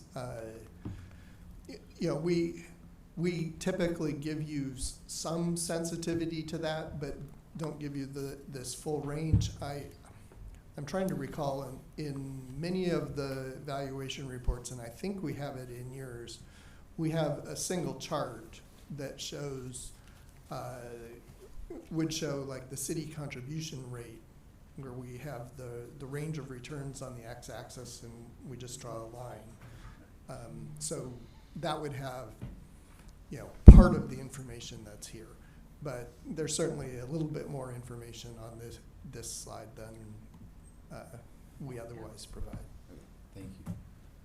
Okay. Any other questions from trustees? So I note that this simply says discussion, so there's no action required, but I sense enthusiasm for this report, so we appreciate it. Is there any public comment on this agenda item? There is no comment, so before we proceed on to item 6F, let's have a 5-minute recess at 10 o'clock, and we'll reconvene shortly. Thank you.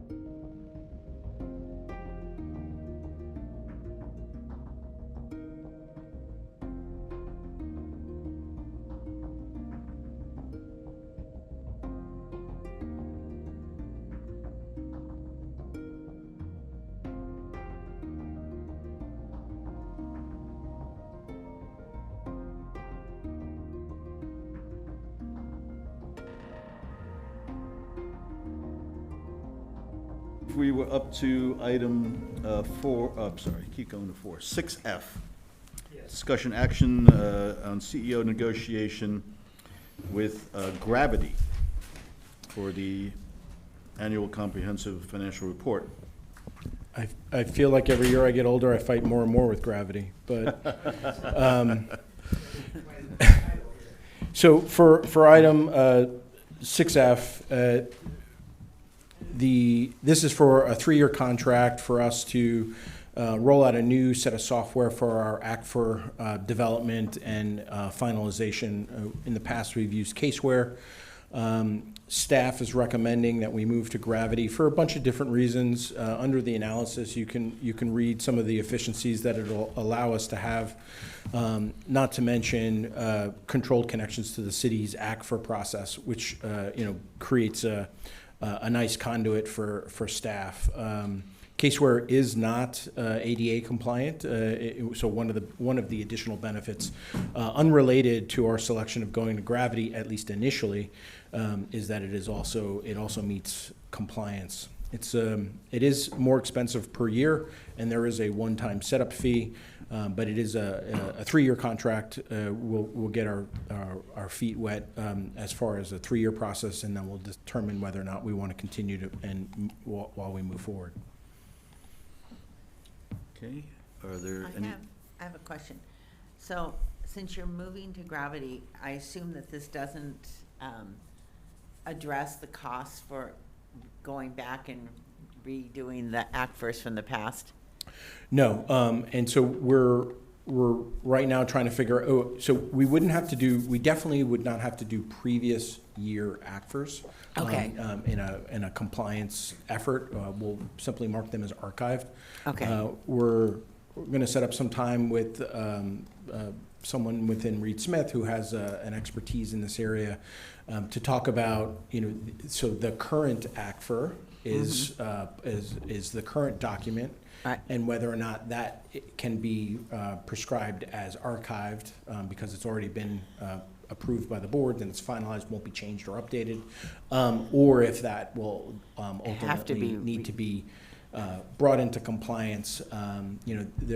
I've seen a bit of difference of opinions across some of the pension funds published before the 4/24 date versus published after the 4/24 date. But we're still going to figure that out. So, but you're right, that would this does address the conversion to the new software and next year's ACFR, but right, would not address if we were required to make the current year's ACFR compliant. Thank you. Okay. Any other questions from trustees? So is this going to make our life simpler in some sense, or is it? It is creating some efficiencies. I think, to be honest, it shouldn't change the trustees' lives at all. Okay. But it will make accounting and the accounting staff life a little bit easier. Some streamlining of processes and efficiencies, specifically in the editing process. I see. But it will look largely the same or entirely the same as it does now. No stylistic changes, as it were. I don't know the answer to that.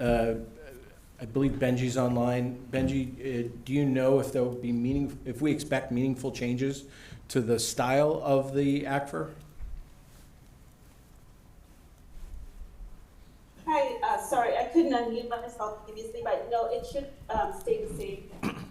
Okay. So Because that was one of our concerns, and we asked them, and they are moving us into a new software called the Studio, so that would allow us to keep to maintain the look the same. Okay, so the product, the delivered final product will look very much the same. Same or better? Yes, Same or better. Good. that's correct. Thank you. Any other questions from trustees? If not, Trustee Nakagawa? One quick question. For the selection of Gravity, was there any, I guess, financial incentive to use them because the city of San Jose already had an agreement with them? I wasn't involved in the selection of that. Benji, I'm going to lean on you again. As far as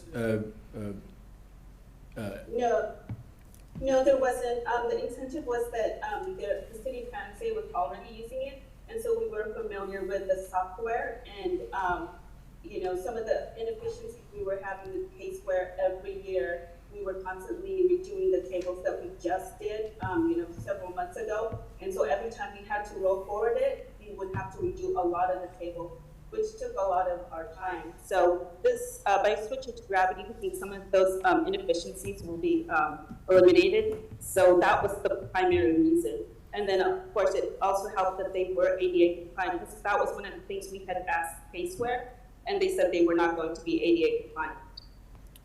Oh, All right, thank you. So it sounds like we would have been forced to make that change in any case for ADA compliance. Yeah, okay. Right, any other trustee questions or comments, insights? If not, I will entertain a motion to authorize the negotiation for Gravity. Yeah, I'll make a motion. We have a motion from trustee Chandra. Do we have a second? I'll second. Second from trustee Nakagawa. Any further trustee discussion? Any public comment specifically to this agenda item? There is none. We can vote. All in favor? All opposed? We are authorized. Great. 6G, discussion action to authorize CEO to negotiate the 7th amendment to the agreement with Marty Boyer, our communication advantage consultants. So my comments for 6G and 6H are very similar. Both of these are our communication vendors. I came to you last year asking for a 1-year renewal while we asked for time to go through the strategic planning process. I had originally hoped that the strategic planning process would be a little bit further along, but we still need some more time to finish the process and then ultimately to develop the plan. So I'm coming to you today to request an additional 1-year extension on both of these contracts. Also keeping in mind, we're coming to you pretty early in the process because we also have this new 45-day comment period for the unions to comment on contract extensions, which this would qualify for. And so we don't have a lot of experience with what that process is going to be like, and I don't want to be under the gun for a June expiration date. So what our plan would be is to do both of these extensions, and then as an output of the strategic plan and the tactical plan development, one of the options will be to develop new requirements for what we need from a communication standpoint, which may or may not be outsourcing to one of these vendors. It may be consolidating. It could be insourcing. There's a lot of options depending on the scope of the communication plan that we agree to. Okay. So remind Marty Boyer, I know that he does the quarterly newsletter. Are there other deliverables in the communication plan that he contributes to? The additional piece is Marty is also our crisis communication person. Okay. So she would only come in on demand in that area. Marty works very closely with Barbara on the development of content, also articles. In opposition to some of the comments, we do even write articles about staff, new staff, and do profiles of all of our new staff members, and so the content is largely written by Marty, but then Barbara, Cynthia, and our graphics designer work for the ultimate development that goes out as both primarily as a PDF and then also for print.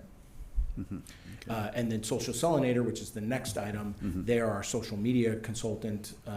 They take some of the content that gets developed from our newsletter and repurpose that in small consumable bites that go out as X feeds and Facebook.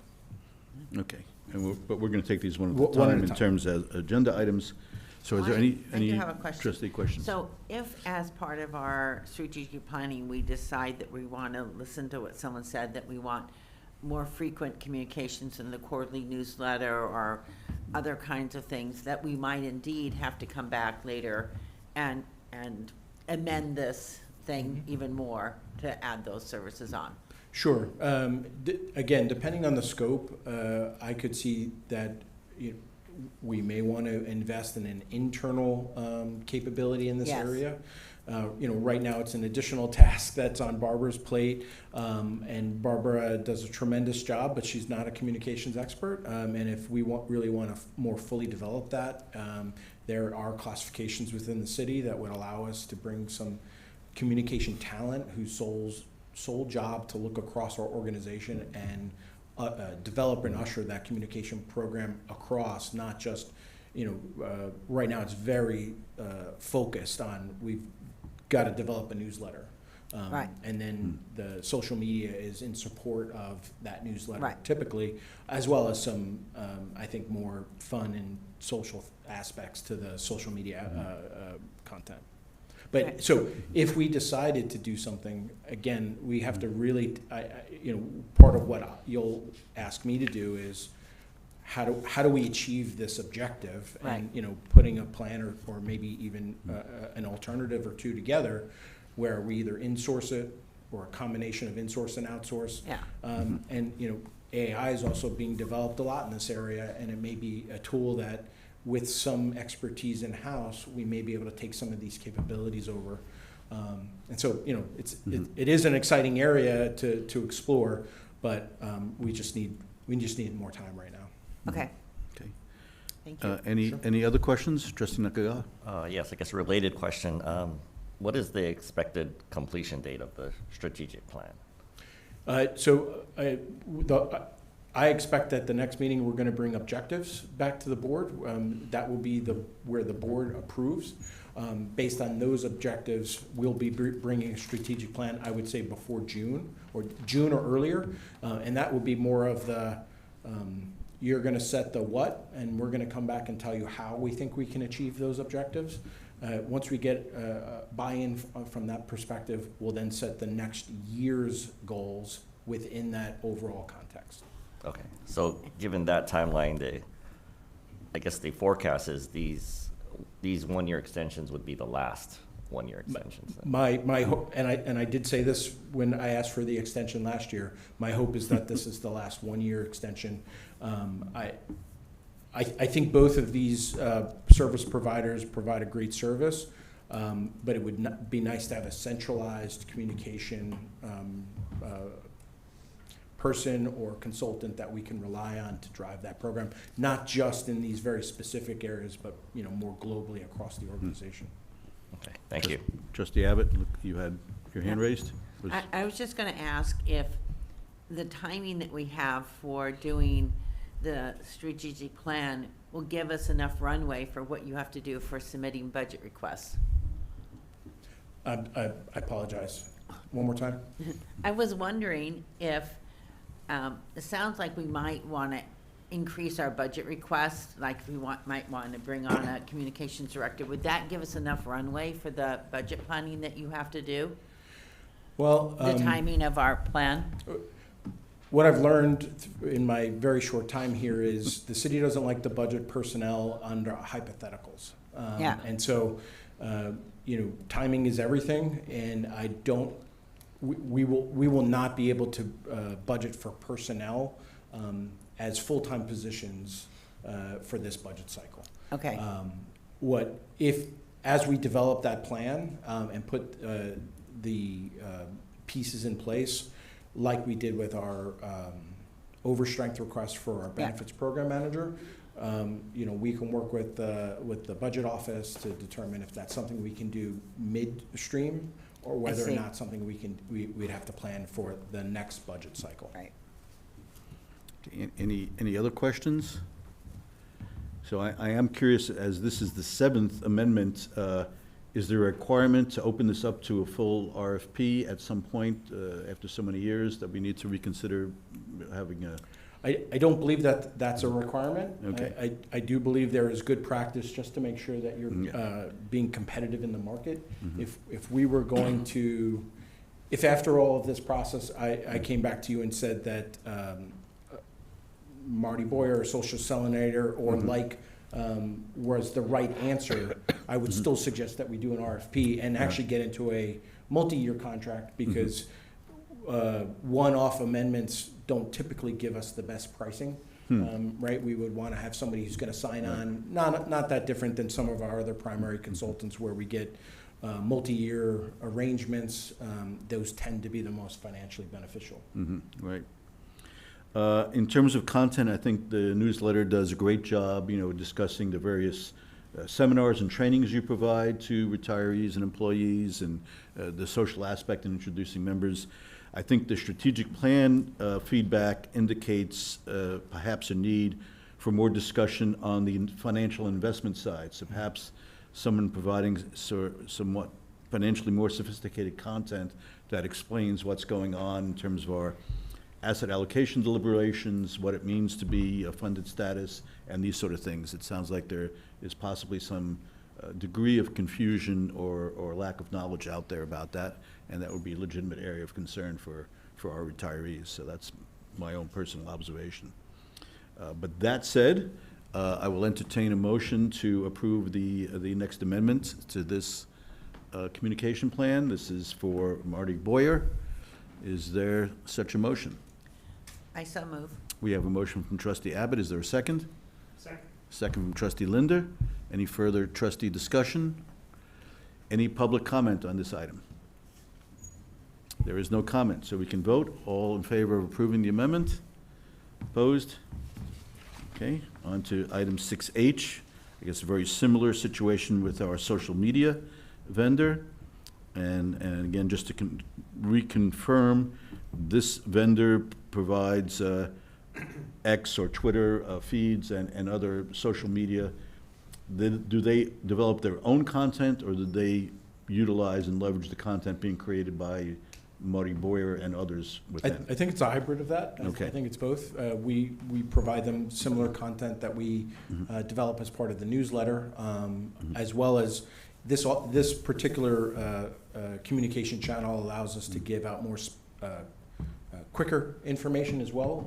We're talking this morning about the data breach as an example, where the newsletter takes weeks to compile, put together, make it look nice, as well as sound great.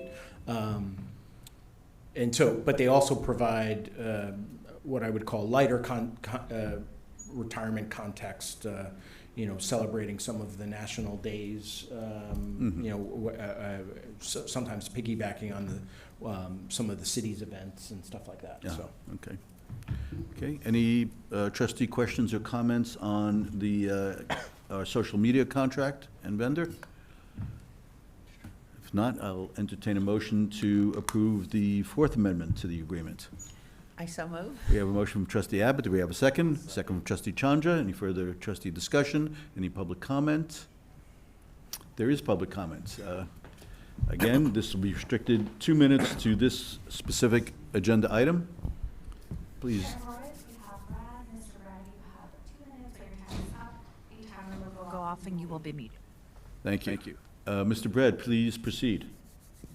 And I suggest, with your social media vendors, that they give a monthly report about, the activity on the retirement system's website, and also activity with regard to any other social media contacts. And maybe you might consider establishing a committee, an outreach committee, and these types of reports can be given to that outreach committee so that the outreach committee would know if you're getting the message out and what sort of comments you're getting and what sort of hits you're getting on the retirement's website. So anyway, just a suggestion. Thank you. Thank you. Yeah, having worked in that kind of a field with people reporting to me that did that, we would often see that kind of data, and I think that makes a lot of sense. Yeah, I think for whatever the communication program evolves into, I think having good definitions of success are important. I don't know what our Twitter following is or our Facebook following is, but what is our definition of success? I think is important when we're outlining any new program, right?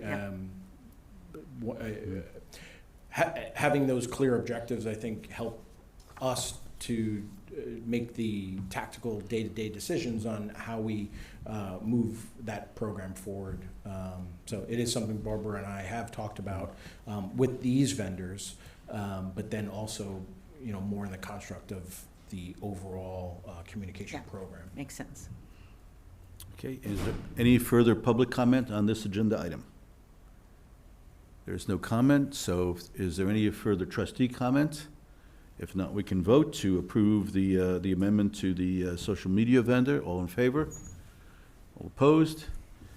It carries. Item 6I, discussion action to adopt the updated city policy manual on personal use of city equipment. Can I ask a general question about Yes. these next three items? Mhm. So we are reviewing and taking action, hopefully approving, so Mhm. that the city policies apply to ORS personnel? Is that specifically the reason? Mhm. It's to codify that, yes. Okay, I thought those policies already did, but I guess this is it's part belt of the and process. suspenders, just to make sure As that the part of board is. Yeah, I think as part of the process that started before I got here, there were some concerns about which policies applied to ORS employees. Mhm. And so I know there was a big effort to go through and affirmatively say, yes, we adopt these as our policies. One of the conversations that I had with Aon is, what about the gap between the time that the city passes a policy and the time at which we can put it in front of the board? We have people using city equipment every day, and this was, I don't know when this was adopted by the city, but it was at least a few weeks ago. So, thinking about when we review the CEO charter, giving me some authority to approve we're making recommendation today that the board approve all three of these policies. Assuming that to be the case, give me interim authority to approve these policies until it can be put in front of a board, as an example, just to bridge that technical gap between the time upon which we can actually get these in front of the board. Yeah, I like that idea. It's not, but I don't see that here agendized. No, that's, okay. we're gonna, as part of our governance review framework, the CEO charter doesn't get reviewed, I think, till next quarter, or we're targeting, we're suggesting next quarter. Okay. And so part of that will be a comprehensive review of all the delegations of authority that you give to both the CEO and the CIO, and codifying this as a new one, as an example. Yeah, and this board has no jurisdiction to amend any of these, so we're just accepting them as is, or not. Your avenue would be to set your own policy. Right, but that would be separately agenda, that would Yes. start a whole new process. Right, As for the purposes of today, it's yay or nay on what is in front of us. The process that we had put forth was, if I'm recommending that the board approve these, we bring them right to the boards. If Okay. there were a concern in one of these city policies that I thought would have a negative impact to ORS, instead of bringing it to the boards, we would bring it to the governance committee. Got it. And so then the governance committee can say, yes, we're okay with it, or no, let's develop our own policy. Generally, city employee policy is gonna be very good. There's only maybe 2 policies that the board had decided that they needed to take action on their own, so. Great, thanks for the clarification. Yeah, I do have a question about the employee travel policy. I thought there was some clarification that we made regarding trustees that are also employees, and I'm wondering if this contradicts that in any way. It shouldn't. Okay. And so we have 2 employee trustees here. Yeah. When they travel for city business, they're following this policy. When they travel for trustee business, they follow our policy. Okay. I It just does wanted to create clarify that. confusion. When we're dealing through the administrative process, sometimes it gets held up because Yeah. some of the rules are slightly different, and so they'll kick something back to us, and then we have to send finance the trustee travel policy, or it gets routed from our administrative team to your office administrative team, and they don't know what this travel is because they've never seen it before. And so, Yeah. with some of our longer-standing employee trustees, we get into a cadence and work with Yeah. their administrative staff and finance Yeah. to push it through. Okay. And just to ask another omnibus question on all three, and just for clarification, these city policies are not now replacing pre-existing ORS policies. We had no specific ORS policies on these three items. Correct. We're simply ORS previously adopted all three of these policies. Okay, and so we're simply formally adopting the city policy. And the first two are minor changes. The second one is to come in compliance with the law. The really only I would say the only one with meaningful change is the employee travel policy. They actually made the travel policy a little bit easier for employees, giving some discretion, as an example, to fly in and out of SJC with different requirements. But the bigger change to that policy is that City Council used to be exempt from that policy, but now their policy points to this employee policy that now makes them subject to the same rules. Okay. All right, well, with that said, let's take them one at a time. We're back to 6I, which is the personal use of equipment, of city equipment. Any further trustee questions or comments? So if not, would anyone like to formulate a motion to adopt the policy for ORS? Yeah, I'll make that motion. Okay, we have a motion from trustee Chandra. Do we have a second? I'll second. Second, I'm going to give that one to trustee Nakagawa. Is there any further trustee discussion, any public comment on this specific agenda item? There is none. We can vote. All in favor of approving? All opposed? 6J, a similar situation with respect to city policy on sick leave. Is there any other trustee questions or comments? If not, we can entertain a motion to adopt the city policy on sick leave. Anyone? So moved. We have a motion from Vice Chair Faulkner. Do we have a second? Second from trustee Linder. Any further trustee discussion? Any public comment on this specific agenda item? There is none. We can vote. All those in favor? All opposed? Carries. And finally, 6K, city policy on employee travel. Is there any further questions? You explained that it relaxes our pre-existing policy somewhat for employee travel. Any other questions from trustees? If not, we can entertain a motion to adopt the city policy. I so move. We have a motion from trustee Abbott. Do we have a second? I'll second. Thank you. Second from trustee Nakagawa. Any further trustee questions or comments? Any public comment on this agenda item? There is public comment. Again, restricted to 2 minutes on this specific agenda item. Please introduce the public commenter. Chair Horowitz, we have Brad. Mr. Brad, you have 2 minutes when your time is up. A timer will go off and you will be muted. Thank you. Brad, please proceed. Yeah, just another comment again regarding the use of, or the selection of accommodations when some of these conferences or travel are necessitating overnight. Sometimes there are multiple nights that you really consider the, and take into account, this is all public money, that you look into the most economical places where we can accommodate. We don't want to see $1,000 a night hotel stays. So again, I hope that the board and staff will take into account that this is public money and it should be used responsibly. Thank you. Thank you. Again, this is to bring our policies in strict conformity with city policies, which is an overriding requirement that we have received from City Council, that insofar as possible that our policies conform with what the city requires of their employees. So with that, is there any further comment on the motion to adopt?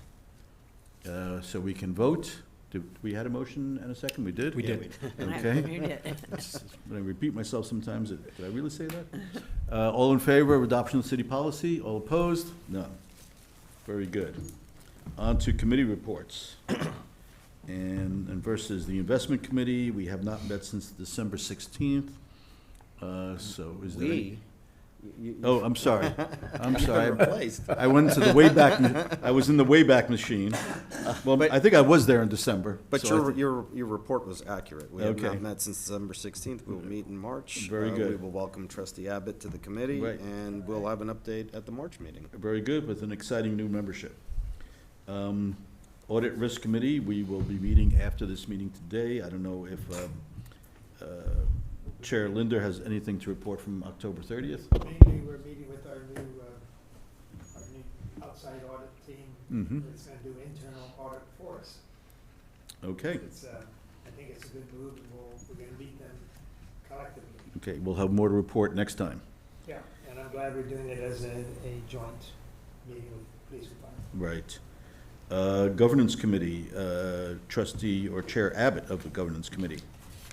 So we gave an update last time on our, what we had discussed at the previous meeting in January, which had to do with both some modifications to travel policy as well as board operations, and specifically rotation of committees, as we've all sort of seen. And of course, I think we have a new member here with Brian Sheet on the Governance Committee. So I'm pleased to have a full set of representatives on the Governance Committee, and our next meeting will be next month on March 18th. Okay, great.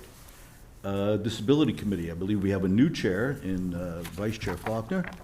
Yes, so we had one hearing just this past week.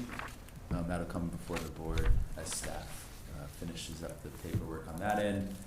They gave us an update on getting the IME, the Independent Medical Examiner, and the exam work system kind of not fixed, but the new contract and everything settled back in, so they're going to be cruising with the disability process again smoothly, and receive and file the minutes. And then, as always, you can see the kind of progress, the quarterly dashboard that Sandra and her team provide to show the progress of the disability cases as we move through them. Thank you. And I just recollected in my haste, in accepting all of these committee reports, we did not ask for public comment on any of these oral reports.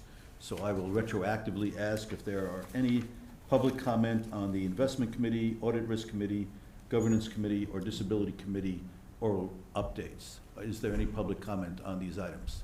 There is none. We'll receive and file 7.4B. We'll receive and file the minutes of the Disability Committee. Is there any public comment on that item? There's none. And is there a presentation on the dashboard, or it's simply included as part of our information package? Yeah, it's just informational for us to see the countdown of how many each quarter have been completed. Very good. Joint Personnel Committee, oral update from the chair, Mr. Chandra. Yeah, sure. The joint boards met on February 11th to conduct in-person interviews of the finalists for the CIO position.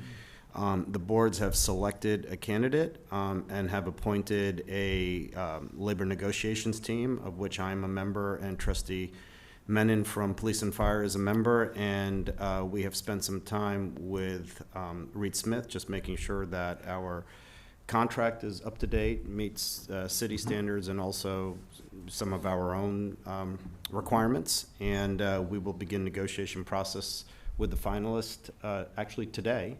Oh. And hopefully things will go smoothly. Okay, well, we wish you luck in those negotiations with whomever that is. Any questions from trustees? So we meet on March 30th, is it the next meeting? For, is that? The JPC. What is the next JPC meeting? So we, it was scheduled for the 3rd, we have but to change that. I have a conflict. Oh. That's why I was pointing it out. Yeah, thanks for bringing that up. We have not yet We have to chosen a date. finalize a Oh, new no? date, Okay. yeah. Okay. But there will be one in early March. We're or hoping to first half of schedule March. one in March, Okay. yes. Yeah, have to be after March 8th. Yeah. Ah, And March 8th Sunday, so March 9th onward. And then, yes, we have to receive and file the minutes from the January 8th meeting. okay, great. Any further trustee questions or comments? Any public comment on the JPC report? There is no comment. Education and training, you can see various opportunities. I know some of us will be at the General Assembly in Carlsbad. And I am in the awkward position of finishing earlier than our time certain item. So if You can, this does not violate some rule, can we hear the time certain item, which is time certain for 10 minutes from now? Well, I believe that the member has rescinded their request for a hearing, and so this is no different than any other change of status to service-connected disability, other than it was agendized for a time certain at 11. I see. So, so the applicant has withdrawn their application to change status? No, they have withdrawn the request for a hearing. Request for a hearing. So in that case, the Disability Committee recommendation will stand? You would. That's our The vote here? recommendation is, from the Disability Committee, is the denial. Denial, okay. Does anyone from the Disability Committee wish to extrapolate on this at all, or? It's always interesting. Okay. Yeah, there was no conflict in recommendation between the 3 Disability Committee members on recommending denial to the full board. I see. We're still there. So it was unanimous at the Disability Committee. So with that, are there any questions from trustees, particularly those who are not on the Disability Committee? So with that, I will entertain a motion to adopt the recommendation of the Disability Committee. So moved, Mr. Chair. We have a motion from trustee Linda. Second. And a second from Vice Chair Faulkner. Any further trustee comment or questions? Any public comment on this item? There is none. We can vote. All in favor? All opposed? Are there any proposed agenda items? If not, we are in adjournment at 10:50. Thank you. well done. Yeah, very good. Although we start the next one